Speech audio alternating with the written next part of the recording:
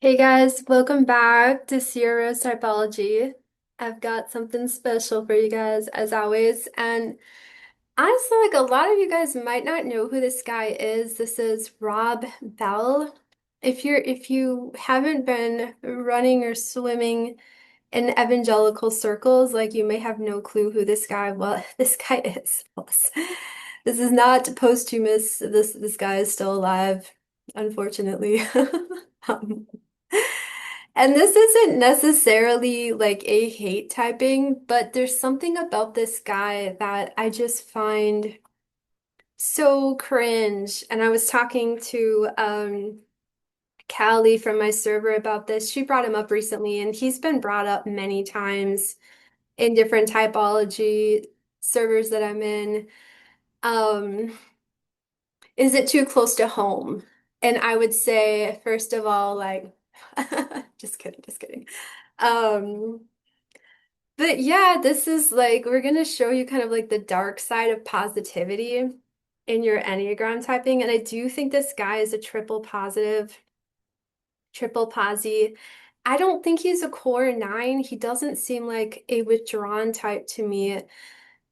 And in CT stuff, cognitive type, he would be a delta, probably a TESI.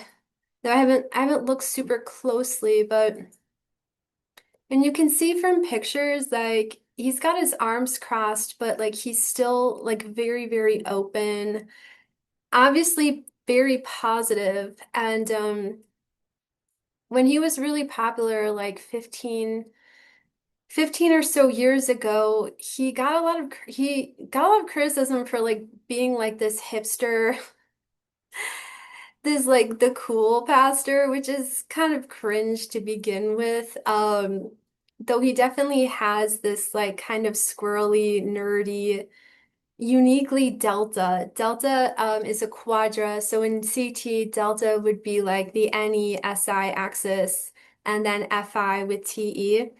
So if you like combine NE and FI, those are both very like kind of offbeat, oddball functions to have. And this guy, I mean, there's just something about him that's kind of like odd, nerdy, like a little bit like you could imagine this guy watching Star Trek, buying like the collector's series of Star Trek or whatever, teaching himself Elvish from Tolkien or yeah, that kind of vibe. He's yeah, just kind of nerdy.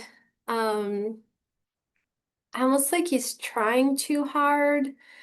But again, like very open, very positive, also like pretty prolific as an author and kind of like an accidental preacher. I was reading up on him a little bit on his Wikipedia, and he is an author, speaker, playwright, musician, and former pastor. And I was kind of thinking, so I was like reading over this, doing a little bit of research. I honestly probably don't do enough, but it kind of read to me like he was very scattered and into a lot of things, and he like almost accidentally fell into being a pastor, but was really flippant about it and walked away in kind of like a hexad type of way when his like hyper positive take on Christianity and like inclusivity was widely rejected by his evangelical audience. But he didn't, he just kept going with it. So I'm thinking maybe core seven, maybe core two. I'm not honestly quite sure at this point. But he was a best-selling author. Love Wins, that's like his most well-known book, and apparently short films called Numa. And in 2011, Time magazine put him on its list of 100 most influential people in the world. So he was a really big deal for a little while. He was like buddy buddy with Oprah. Of course, Oprah loved him, right? And he's done all sorts of things, freelance writer, speaker, spirituality, leadership, podcaster, blah, blah, blah. Um, and then while in college, he formed an alternative rock band and taught water skiing at a Christian camp. And then at camp, he was asked to fill in as a replacement preacher, just kind of like stumbling into it. And then went on to earn ultimately a Master of Divinity and became a preacher, a pastor. So then, interestingly, he kind of started out really small, named his little church Mars Hill, which is already like Mars Hill. That kind of stands out to me in like a hexad type of way because it's very odd. It's kind of like hipstery. It has like little pseudo like astrology things going on. Um, it's based off of a passage from Acts, but like a not like a common reference if you're someone who speaks Christianese. So he in 1999 he starts this church, originally meeting in a school gym, as often these, upstart churches do. And then within a year, the church was given a shopping mall and purchased it. So this thing exploded, right? And I think that speaks to him just being very dynamic and charismatic, where he went from like a nobody at like nothing, 0 miles per hour to like, 60 miles an hour. And someone to take note of, which is kind of similar to Joel Osteen, who Enneagrammer has as also a triple posse. A core two, I think they had him as like a two wing three, but very positive, very welcoming, very charismatic. And then it says, as of March 2011, Sunday attendance numbered between 8,000 and 10,000. So that is like a massive church. And then their teachings inspired the popular Love Wins bumper sticker. And so it was like this kind of trendy, hyper positive love wins type of thing. And then I guess in 2007, the church report named him as number 10 in its list of 50 most influential Christians in America. So he was a big deal and kind of like a little bit of a flash in the pan because it wasn't long before he wasn't just wading into like controversial waters, he was like jumping off the deep end. In 2011, he announced his resignation from his church, Mars Hill, to start a spiritual talk show in Los Angeles. And his book, in 2011, Love Wins, had caused controversy within evangelical circles because of its teachings about hell. So in this hyper positive focus, he like reimagined Christianity to the point where he was embracing this kind of like theological concept of universal reconciliation, where he's like kind of dismissive of all the passages of hell in the Bible and it's allegorical and blah blah blah. Loving God isn't going to send anyone to hell, and just kind of went off and did his own thing. And then in 2012, he holds his first major event since leaving his church, speaking at the Viper Room of all places. Um, so this guy is like a little bit of like a wannabe like rock star preacher. And then I feel like once the preacher role was like cramping his vibe, he's just like, whatever, I'm moving on with my life onto bigger and better things, which I think speaks to like possibly core seven. And then we can talk about some of his book titles. 2005, his first book was called Velvet Elvis, Repainting the Christian Faith, which again, kind of like that 70 rock star thing, making Christianity cool and like relevant and through that like pop culture lens for the millions of people who are fascinated by Jesus but can't do the standard Christian package. In his debut book, Bell explores a new understanding of the Christian faith. So he's kind of like reinventing the wheel, really, which doesn't really go over well with a like conservative evangelical base. And then his second book was called Sex God, exploring the endless connections between sexuality and spirituality, which again, that title is really like pushing the envelope, um, very provocative in kind of like that, 70 way. And then he launched speaking tours, calling all peacemakers. Yeah, I do think he's nine fix, probably 911. And the gods aren't angry. Um, yeah, so this is kind of what he's been up to. And for a while there, he was kind of all over the place. And then he just kind of dropped off the map. And one thing that stood out to me, I think we'd have to find his actual YouTube, but he's still doing these shorts. Like he's still kind of like doing the But spiritual if you would have told guidance me, thing. but if you would have told me, But I noticed that his views have dropped dramatically, right? Like this isn't bad,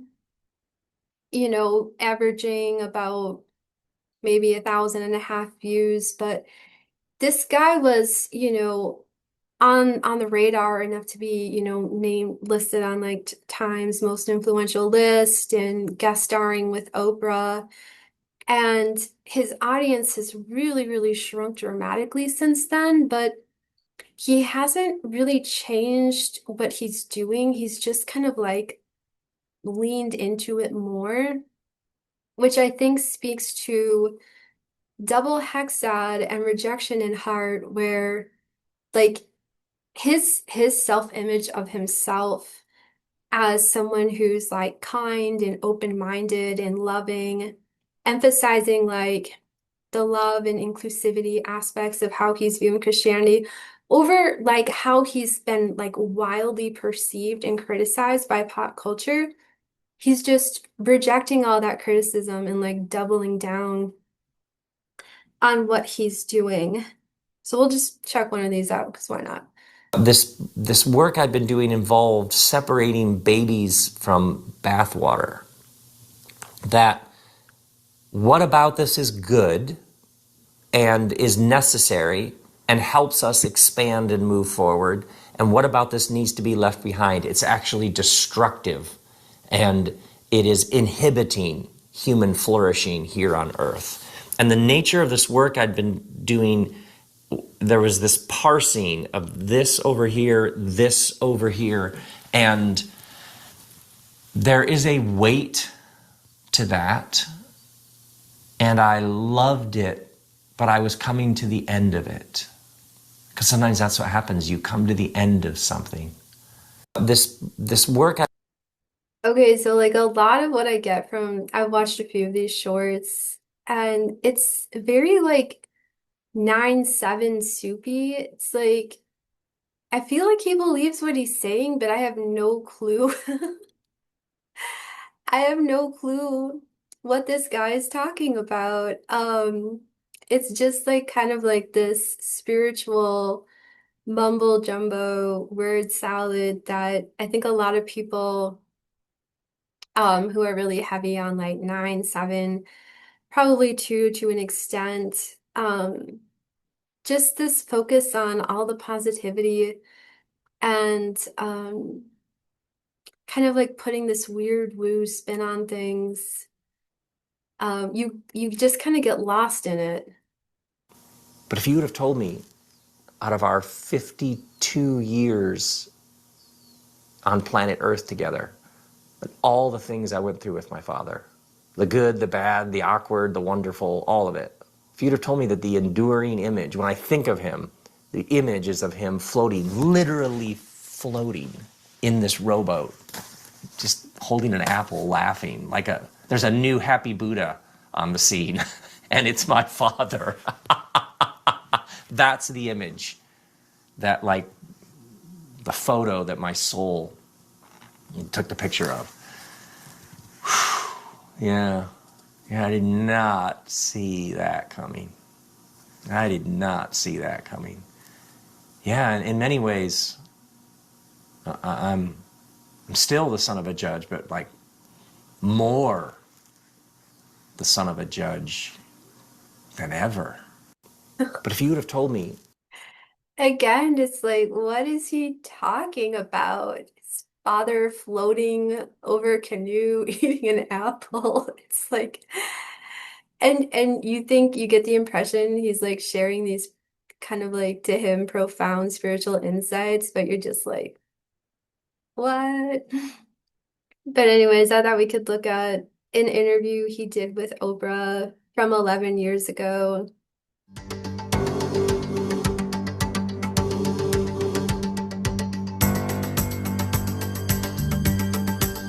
All right, here we go. okay, What is the soul? it's the thing that keeps telling you there's more. There's more. There's more. This isn't just a meal. This isn't just a person. This isn't just an embrace. This isn't just an interview. There's more. Okay, so it's the thing, your soul's the thing that keeps telling you there's more, there's more. And to me, that speaks to like seven, like endless, unchambered possibilities, and also some frustration of like, there has to be more. Yeah, there's more. Your definition of God? Like a song you hear in another room and you think, boy, that sounds beautiful, but I only can hear a little bit. So you start opening doors and rearranging furniture because you have to get in that room to hear that song. When you get in, you find the knobs and you turn them all to the right because you're like, I got to hear more of that. And then you open the windows because you want the people in the next houses to hear it. What's the difference? Okay, and I was also thinking possibly like SpSo for him, because even as he's describing God, which is really like this unimaginably huge like concept, he's talking about like he's bringing it back down to like you're tuning the knobs, the opening the windows. It's like kind of like honed in and like almost like the sensory, like the here and now, and his experience of like taking it from this small SP kind of space and getting it out there. Between religion and spirituality, or is there a difference? Well, some say that religions, people don't want to go to hell, and spiritualized people who've been to hell already. Religion should be the structures, the prayer tables, the things Kind of like more SP details there too. that you do in the course. It should help you. It should cultivate. It should be the practices. It should be the symbols. It should be the rituals that cultivate your sense that there's more. So yeah, that's kind of SP2, like just very practical. It should be helping you in these practical ways. What does prayer mean to you?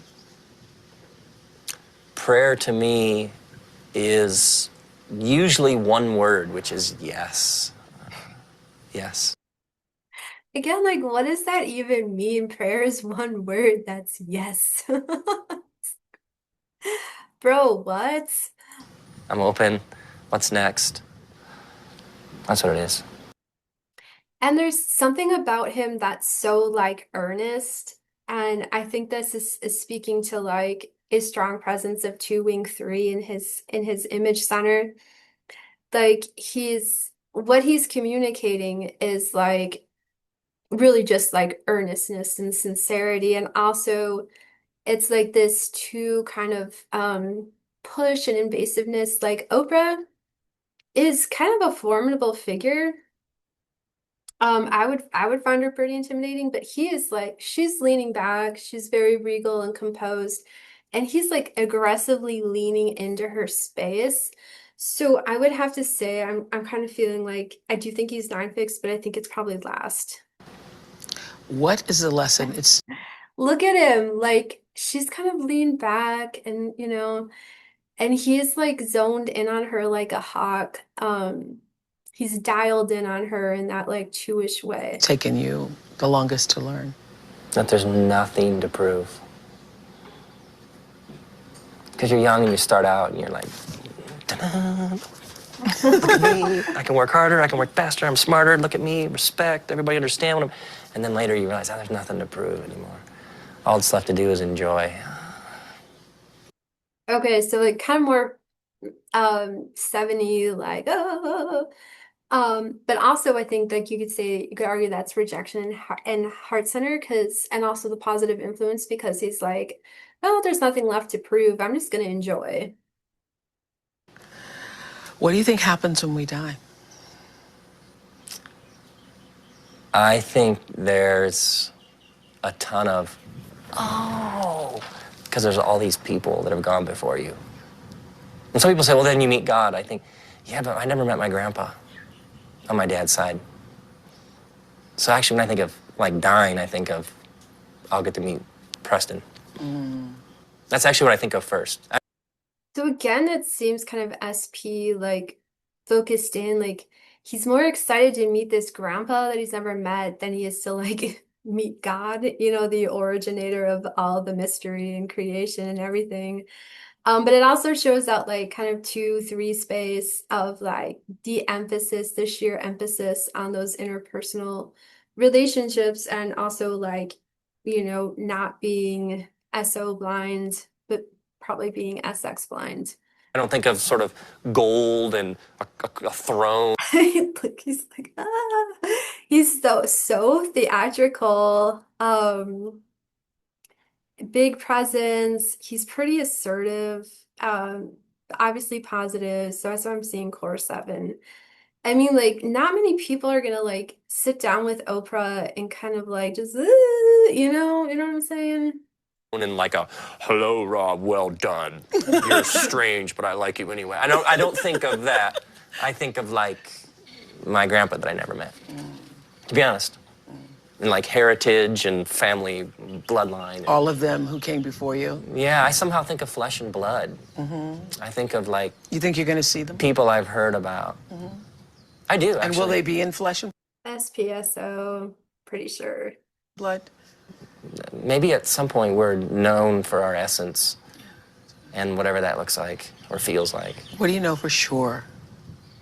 That you can say yes to this moment and experience a joy that can't be put into words. That is actually possible. I know that for sure.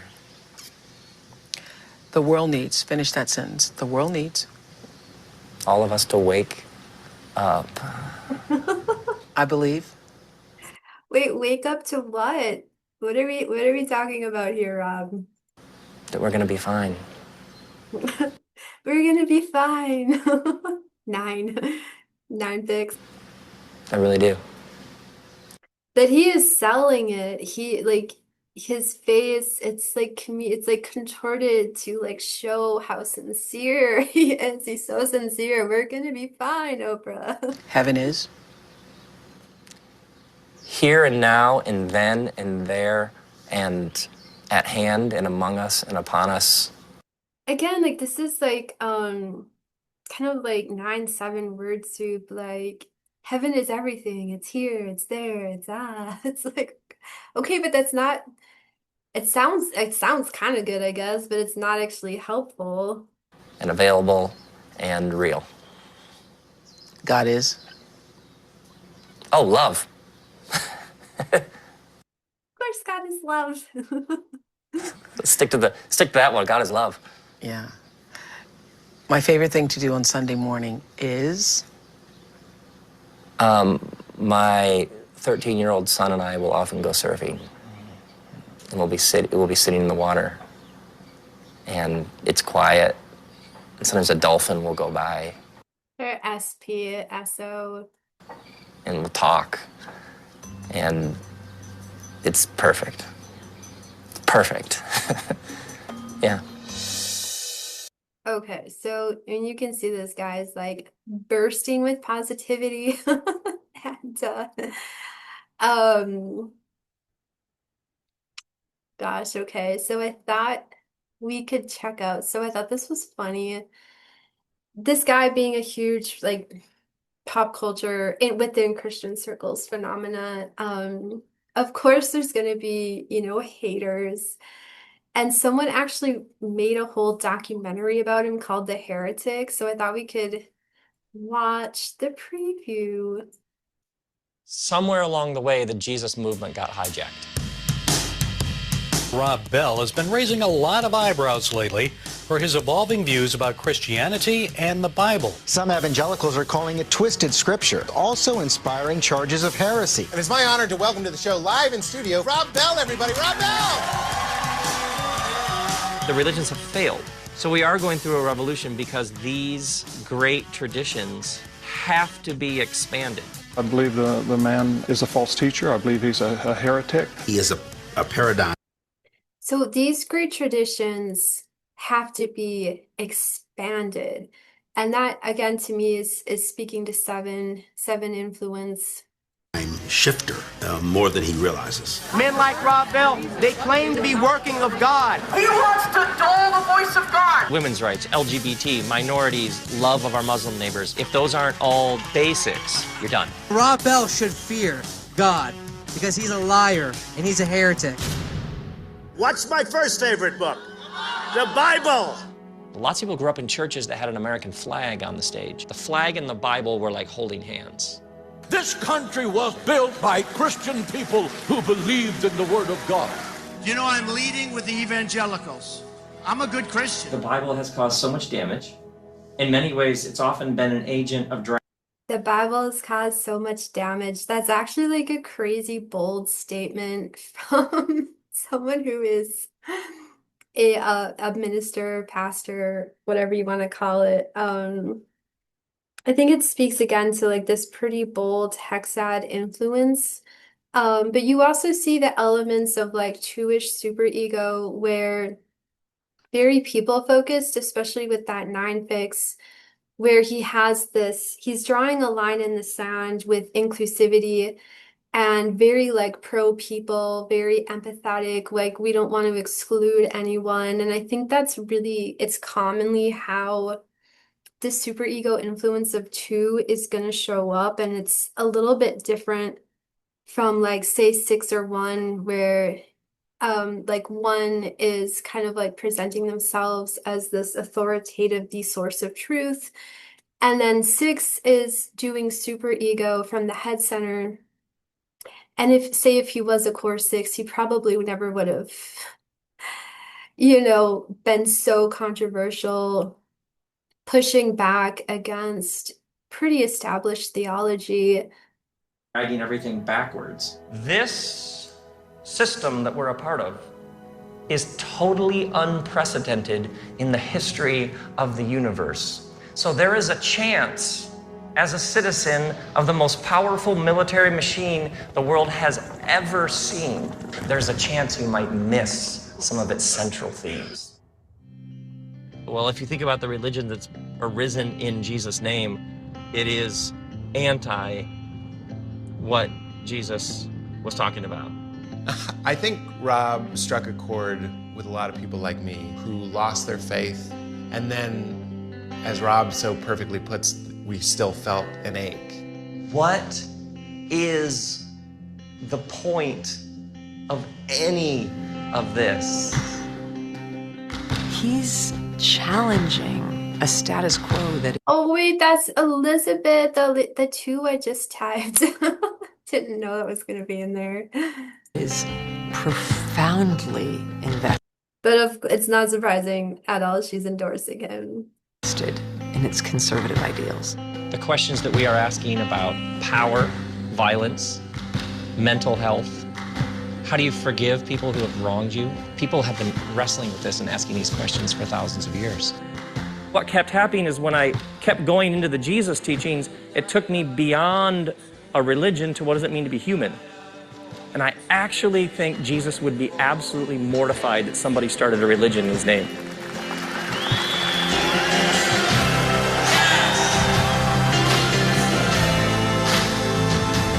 So in that last bit there, it's kind of funny. It almost seems like they're promoting him. Maybe that's all his charisma and positivity coming through, but it speaks to like the hexad plus 2 and 2 being a hexad type 2, right? That he's like rejecting like mainstream Christianity to like reimagine and improve upon and expand what Christianity can be. So yeah, gosh, what else could we check out? So we could check out his Instagram. Yeah, he's kind of giving like this hip like I'm cool, I'm relatable. Oh, it's promoting an episode, but advisory explicit content. Okay. Okay, so he's pushing the boundaries. And again, like this image here, like the man is just like radiant with this like joyful disposition, which I think speaks to like the whole triple posy thing. Your life as a creative act, power and possibility. Like, assertive, 7, endless possibilities. Don't limit yourself. I guess a lot of this just looks like his promotional stuff for what he's doing, but like seriously, what the heck is this? Skin bags and space shoots. Okay. Notes on the unbearableness of it all. Kind of like that dramatic flair and him being theatrical, weird, odd, kind of like that. I think it might be uniquely triple posy to be kind of like irreverent about your image stuff, your image center stuff. You're just being very playful with it. But yeah, a feisty and sobering guide. Okay. So yeah, I mean, I guess you could make an argument that this is all SpSo too, because he's using this platform to promote like, what he's currently doing, his podcast. I'm assuming he's still writing books. We'll see what this is. Friday afternoon, where'd you park your spaceship? Book 2, there's only one noon yay, as read by the author. Page 23. Gurge leaned forward. Your mother left. I didn't know what to do with that. When? Gurge sighed. Immediately. I could feel the sadness sticking to the insides of my lungs. Right when I was born, I caught Gurge flinch before she caught herself. Yes, she handed you to me. And then I knew something. I knew it so clearly. Like I'd known it at a cellular level my entire life, and my mind and heart were just catching up. I leaned in across the table. Did my mother ever hold me? That flinch from Gurge again, a long pause. No, she didn't. In that moment, I learned how to not cry, because the only way to hear something like that and not be reduced to pure, undistilled heartbreak is to stand at a distance from your very own self.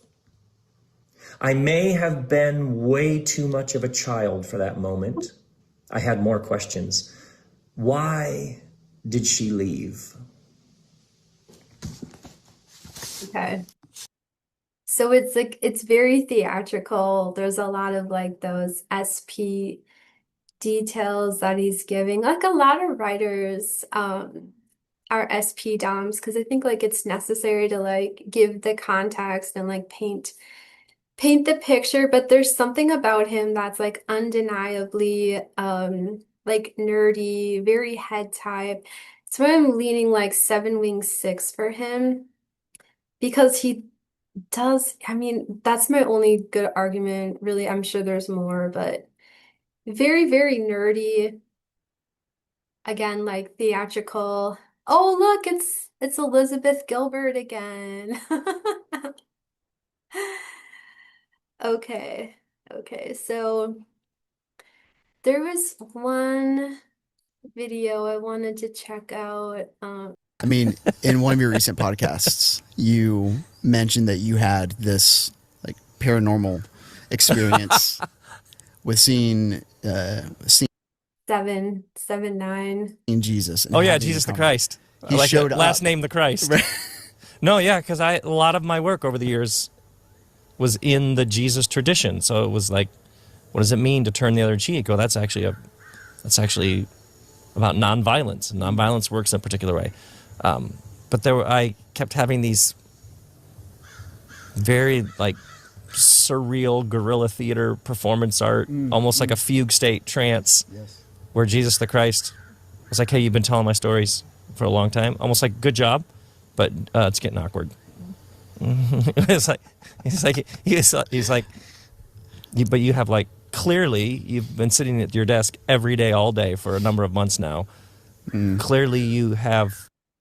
And like a little note on what he's doing, like, with his like posture and stuff. Like it's not as like apparent as like the last person I typed for Riza Balk, where she was like super like like dialed in and like alert and awake.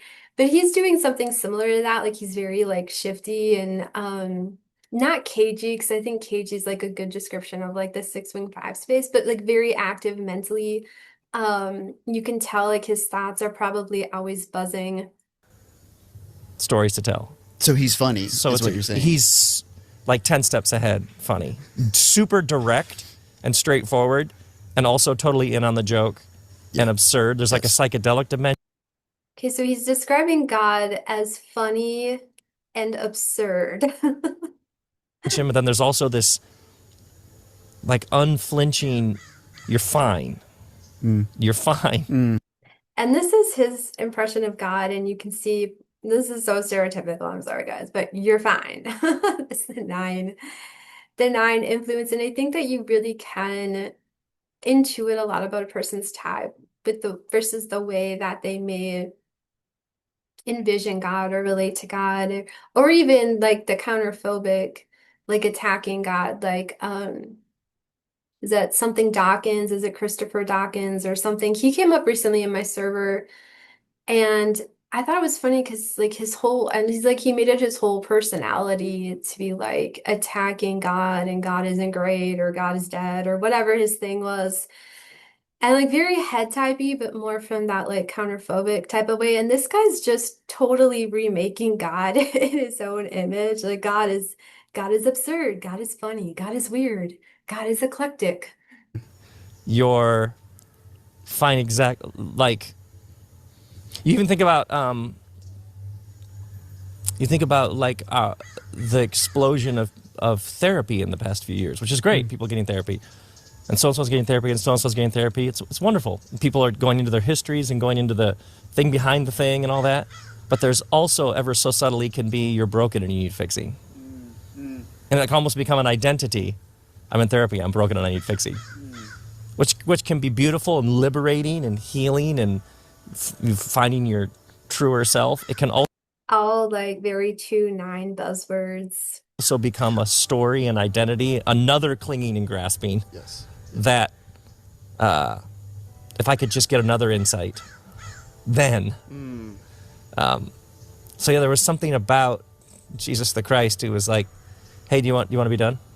It was like a serious permission giving, and that's the trap. If you go around the world handing out permission slips for however many decades, you have to like Rob Bell yourself. And see, I think that's evidence for like the 6 wing on his core 7, because he is telling this guy that Jesus himself, in a weird fugue state, gave him permission to just be done with ministry. Because I'm assuming this guy is over it. He's bored. He wants to do other things, and he's kind of like constructing this story. Maybe it was real for him. I have my doubts. That Jesus appeared to him and told him, "Hey man, you can be done. You're done. It's cool." But the fact that he kind of needs to relate that to this guy and give him these details, it's I think speaking to the 6 wing. That was my next question. Yeah, it was very tender and vulnerable and like tender and vulnerable. Yeah, that's his the very strong 2 fix. Yeah, I had like a real, it's called Where'd You Park Your Spaceship. Beautiful, beautiful. Yeah, that's what we're gonna do next. Like, not really telling you what he's gonna do next. It's just like Jesus told me I could be done, so I wrote this book called Where'd You Park Your Spaceship? Yeah, I guess we can check this one out because I think this was Number of people who the Christian back when he was probably still putting in a little bit more effort to connect with like mainstream Christianity. trajectory is about this world being good and this world being reclaimed and restored. So if the Bible is a story, it's a story about this place. It's about this place, a place that God calls good, a place that God loves, a place that is created out of great joy and creativity, and that God has Great joy and creativity, you know, like so highlighting the hyper positive aspects. no plans to sort of abandon. I mean, that's sort of the biblical story. And my observation would be, especially in Western culture, there's a large number of people who the Christian story they were told was about evacuation and escape. Essentially, this place is going to burn. This place is no good. But if you That's the icky take on it that we don't want to read about. say, believe, do, confess the right things, then you can get out of here and go somewhere else.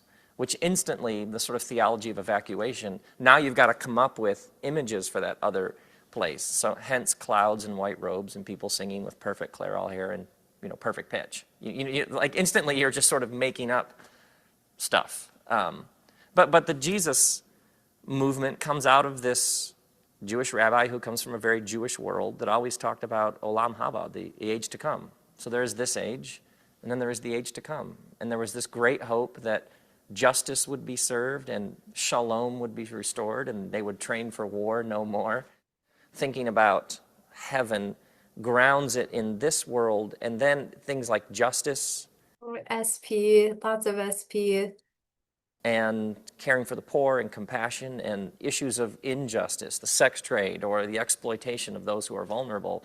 We work for these things because this is where we believe it's headed, towards a restoration or renewal and towards a place where justice is made known and the world is made right. And that's, to me, a much more healthier ethic of how to live now. If you take seriously this world restored and life in the age to come, as Jesus put it, then the kind of person that you are becoming matters. You are compelled and drawn into becoming the kind of person who could live in a new world well. So if it's a new world that's free from violence, then becoming a person who's free from violence means you are all the more ready to live in that kind of world. The philosopher Dallas Willard talks about the flames of heaven. We love the idea of this perfect world, but how many of us could sort of step into that and not have some shock? I mean, what about a world that was just pure generosity? Because we get a bit clingy and greedy. And so I think that's at the heart of Jesus calling disciples. His invitation right now is to trust that not only am I loved, but that this love can flow through me to others. And in the process, free me from all sorts of bitterness and rage and envy and jealousy and destructive tendencies. So, and I think here you can see like the superego influence from two, you know, in the image center, it's this focus on the like aligning and like attuning yourself to this very idealistic and then again like 7 is a frustration or idealistic type. So it makes sense to me that he would have this emphasis on like, okay, let's strip away all like the icky, the harsh elements of Christianity, and let's focus on attuning ourselves more to embody these ideals of like, you know, justice and compassion and goodness and love. And from like this kind of like, you know, what he was an innovative thinker, you know, obviously he became quite successful and then maybe went a little too far for it and lost most of his audience. But first and foremost, he begins with this urgent, immediate invitation. Secondly, he tells a lot of stories about religious people who are very sure of who's in and who's out. And his stories generally subvert whatever categories the religious establishment has created.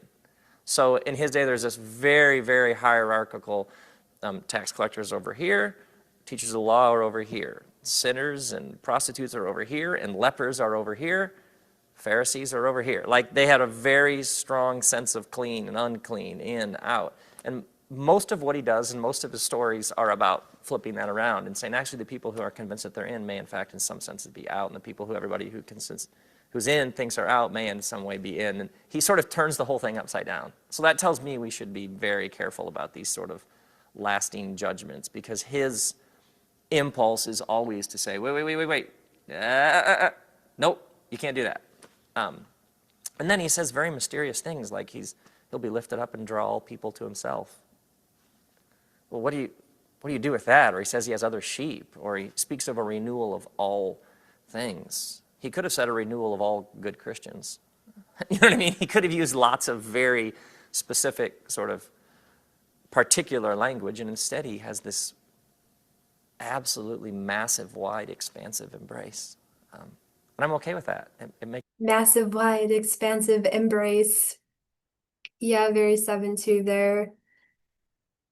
Well, I feel like I should go on a little bit longer, but I don't really know if there is necessarily reason. I guess we can look at some of his books. So, yeah, everything is spiritual, very like hippie burnout, 729. What is the Bible? And like kind of rainbowy letters. Yeah, love wins. Very, very positive. I think he's got more books than that. Maybe they're just, oh yeah. How to Be Here. Where'd you park your spaceship? And Sex God. Oh, gosh. This might be something I would read just because curiosity. Yeah, but I mean, he was pushing the envelope. He was like reimagining and revisioning things in like this kind of boundless, wide-eyed, excited seven way. And then doing the hexad thing. Oh wow, look at this. Yeah, this is just so SpSo 7 wing 6 to me. Like he's super quirky. He's very odd. He's not really adapting. Like I think he's got the one attachment fix with 9, but again, I think it's last. And some of his stuff is so odd. Like Robcast episode 363, my leaf blower has a turbo button. Like kind of like this weird mix up of SP and 7. Yeah. Oh gosh, look at that. It's kind of like a collage. Yes, the art store is now open at my side. Of course he's got an art store. Oh yeah, he's an artist. Okay. Yeah. I'm not really into reading collages. They just never really like appealed to me, but it's very colorful. I think you'd say there's definite like SO influence in it, very light. I would have gotten here earlier, but I couldn't find my keys. Yeah, probably because he's a really spacey 7 with a 9 fix. Yes, I will share your concerns with management. Yeah, so it's like he was this big deal pastor, but he walked away from it all because he didn't want to have to like, I think probably be accountable to the people who were criticizing his very liberal take on what the Bible actually says. So just kind of a buzzkill, really, especially for someone like him. But anyways, I feel like I can call it. So Rob Bell, 7 wing 6, 2 wing 3, 9 wing 1, SpSo. And guys, thank you for watching. And if there's anyone interesting that you would like to see me type, drop a comment. Someone that hasn't already been typed to death. All right, thanks guys. Bye.